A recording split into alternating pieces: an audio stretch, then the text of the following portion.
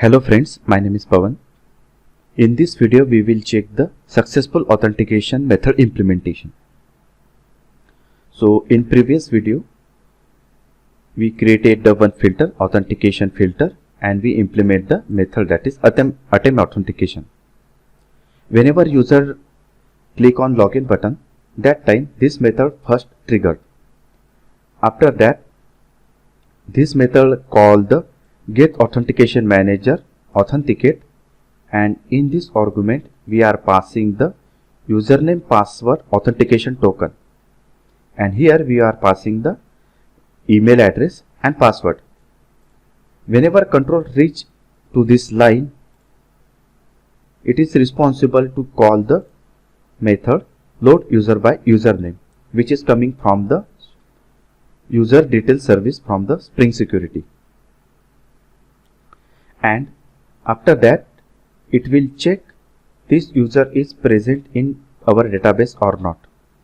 If this user is present in our database, it will pass the username and password to this user method, and internally it will match user is present in our database and his email ID and password is matched, then method name is successful authentication. Let me add this method.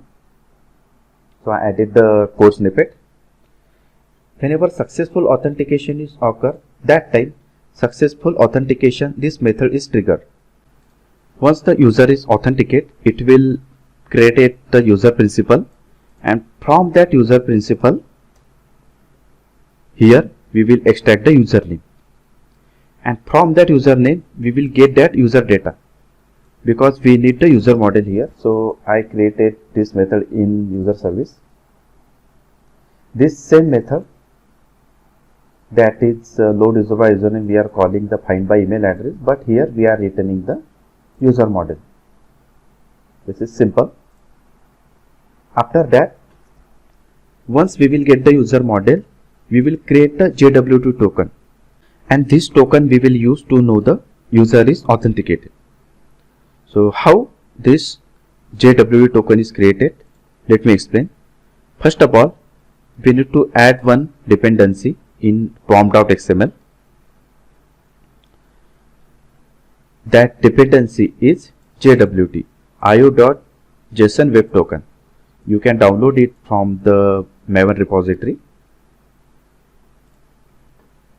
jwts.builder.setSubject.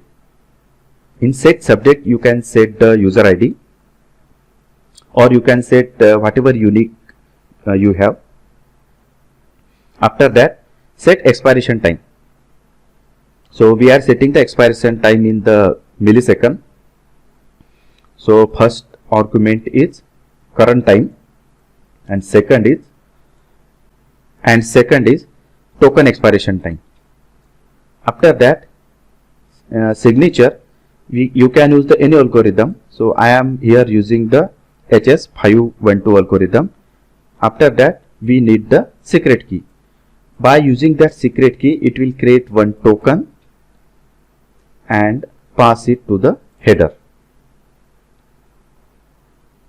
Thank you.